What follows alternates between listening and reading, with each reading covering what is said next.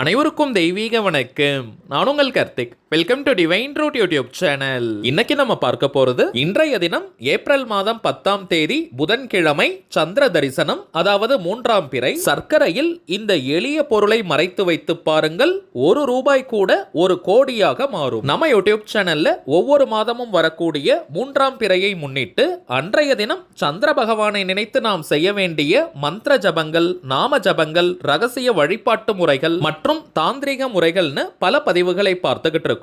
அந்த வரிசையில இப்ப நம்ம பார்க்க போறது மிக மிக எளிமையான ஒரு தாந்திரிக முறை. இதுல எந்த ஒரு மந்திரங்களோ பூஜைகளோ கிடையாதுங்க, எல்லாருமே தாராளமாக செய்யலாம். இந்த தாந்திரிகம் செய்வதற்கு வெறும் 2 நிமிஷம் கூட ஆகாதுங்க, அந்த அளவுக்கு எளிமையான வழிமுறை இது. இன்றைய ஒரு நாள் மட்டும் இந்த மெத்தடை ஃபாலோ பண்ணாலே போதும், பணவரவில் அதிரடியான முன்னேற்றங்கள் ஏற்படும். நாளும் கோளும் செய்வதை போல நல்லவர்கள் கூட செய்ய மாட்டாங்கன்றது பழமொழி. அதன் அடிப்படையில் 3ஆம் பிறை அன்னைக்கு நாம் செய்யக்கூடிய தாந்திரிகம் கோடி மடங்கு பலனை நமக்கு கொடுக்கும். நம்ம சேனலை தொடர்ந்து பார்க்கிறவங்களுக்கு தெரியும், நம்ம அப்லோட் பண்ணக்கூடிய நிறைய பணவசிய முறைகளை வெள்ளிக்கிழமை, அமாவாசை, பௌர்ணமி மற்றும் 3ஆம் பிறை வரக்கூடிய நாட்களில் செய்வதுதான் வழக்கம். அதன் அடிப்படையில் இன்றைய தினம் அற்புதமான ஒரு 3ஆம் பிறை. நம்ம சேனல்ல இன்றைய 3ஆம் பிறையை முன்னிட்டு ஆல்ரெடி ஒரு பதிவை நம்ம அப்லோட் பண்ணியிருக்கோம். அந்த மெத்தடை ஃபாலோ பண்ண போறவங்களும் இப்ப நம்ம பார்க்க போகும் இந்த தாந்திரிகத்தையும் நீங்க செய்யலாம். எந்த நேரத்தில் எப்படி இந்த தாந்திரிகத்தை செய்யணும்னு இந்த வீடியோல டீடைல்டா நம்ம தெரிஞ்சுக்கலாம். அதற்கு முன்னாடி நம்ம சேனலை இப்பதான் நீங்க ஃபர்ஸ்ட் டைம் பாக்குறீங்கன்னா மறக்காம சப்ஸ்கிரைப் பண்ணிக்கோங்க. பக்கத்துல இருக்க பெல் ஐகானையும் பிரஸ் பண்ணிக்கோங்க. அப்பதான் அப்லோட் பண்ற எல்லா பயனுள்ள தகவல்களும் உடனடியா உங்களுக்கு நோட்டிபிகேஷன்ல வரும். முதல் விஷயம், இந்த தாந்திரிகத்தை எந்த நேரத்தில் செய்யணும்னு பார்த்தோம்னா இன்றைய தினம் ஏப்ரல் மாதம் 10ஆம் தேதி புதன்கிழமை மாலை 6:30 மணி முதல் நள்ளிரவு 12 மணி வரை இருக்கும். இந்த இடைப்பட்ட நேரத்தில் எப்ப வேணாலும் செய்யலாம். அதிலும் சிறப்பான நேரம் ஏதாவது இருக்கான்னு கேட்டீங்கன்னா நிச்சயமா இருக்குங்க. சாயங்காலம் 6:45 முதல் இரவு 7:40 வரை இருக்கும். இந்த இடைப்பட்ட நேரத்தில் இந்த தாந்திரிகத்தை செய்வது உச்சக்கட்ட பலனை நமக்கு கொடுக்கும். சோ வாய்ப்பு இருக்கிறவங்க இந்த நேரத்தை நீங்க பயன்படுத்திக்கோங்க.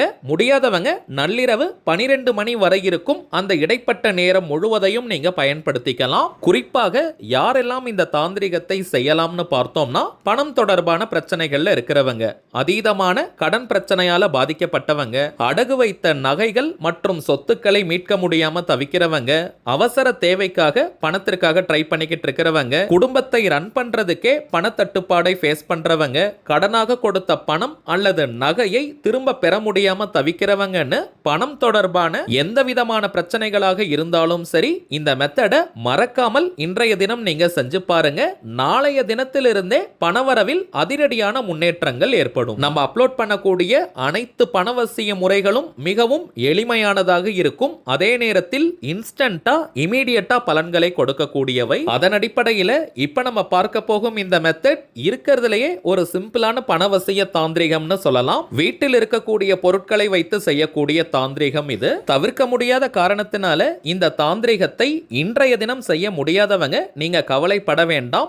எந்த 3ஆம் பிறை அன்னைக்கு வேணாலும் இதை நீங்க செய்யலாம், அல்லது பௌர்ணமி அன்னைக்கும் கூட நீங்க செய்யலாம். பௌர்ணமி அன்னைக்கு இந்த மெத்தடை ஃபாலோ பண்ணாலும் இப்ப நம்ம பார்த்த அதே டைமிங்ஸ் நீங்க யூஸ் பண்ணிக்கோங்க. பௌர்ணமினாலே நிறைய தாந்திரிகங்களை மாலை நேரத்தில் செய்வதுதான் முழுமையான பலனை கொடுக்கும். சோ இப்ப நம்ம பார்த்த இதே டைமிங்ஸை நீங்க ஃபாலோ பண்ணிக்கலாம். அடுத்ததாக இந்த மெத்தடை ஃபாலோ பண்ண போறவங்களுக்கு எந்த விதமான கட்டுப்பாடுகளோ தடைகளோ கிடையாதுங்க. அதாவது நீங்க குளிச்சிருக்கணும்ன்ற அவசியம் கூட கிடையாது. அசைவம் நீங்க சாப்பிட்டிருந்தாலும் இந்த மெத்தடை ஃபாலோ பண்ணலாம். பெண்கள் தீட்டு நேரமாக இருந்தாலும் நீங்க தவிர்க்கணும்ன்ற அவசியம் கிடையாதுங்க. இந்த தாந்திரிகத்தை செய்யலாம். பெண்கள் தீட்டுன்னு மட்டும் கிடையாது, வேறு எந்த வகையான தீட்டாக இருந்தாலும் இந்த தாந்திரிகத்தை தாராளமாக நீங்க செய்யலாம். சரிங்க, தாந்திரிக முறையினாலே அதற்கு சில புறப்பொருட்கள் தேவை. இந்த மெத்தடுக்கு பிரதானமாக நமக்கு தேவைப்படும் பொருட்கள், முதலாவதாக ஒரு சின்ன கிண்ணத்துல சர்க்கரை எடுத்துக்கோங்க. பிளாஸ்டிக், மெட்டல் அல்லது கண்ணாடின்னு எதுல வேணாலும் நீங்க சர்க்கரையை எடுத்துக்கலாம். இந்த தாந்திரிகத்திற்கு வெள்ளை சர்க்கரை மட்டும் தாங்க நம்ம பயன்படுத்தணும். ஒயிட் சுகர் மட்டும் தான் நம்ம யூஸ் பண்ணணும். வெள்ளை நிறம் சந்திர பகவானுக்கு உரியது. நாட்டு சர்க்கரை, வெல்லம், பனம் கற்கண்டு இது போன்ற பொருட்களை யூஸ் பண்ண கூடாதுங்க. அதே போல புதியதாக தான் நீங்க சர்க்கரை வாங்கணும்னு கிடையாதுங்க. வீட்ல ஆல்ரெடி நீங்க வச்சிருக்கிற சர்க்கரையை எடுத்துக்கோங்க. இரண்டாவதாக 7 எண்ணிக்கையில நாணயங்கள் நமக்கு தேவை.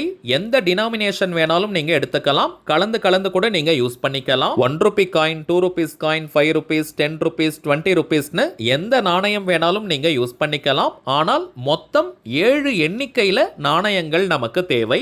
7 ரூபாய் கிடையாதுங்க, 7 எண்ணிக்கையில நாணயங்களை நம்ம எடுத்துக்கணும். அடுத்ததாக 7 எண்ணிக்கையில முனை உடையாத கிராம்பு நமக்கு தேவை. லவங்கம்னு கூட இதை நம்ம சொல்லுவோம். ஜனவசியம் மற்றும் பணவசியம்னு தாந்திரிகத்துல இரண்டிற்குமே இந்த கிராம்பு பயன்படும். 7 எண்ணிக்கையில கிராம்பு.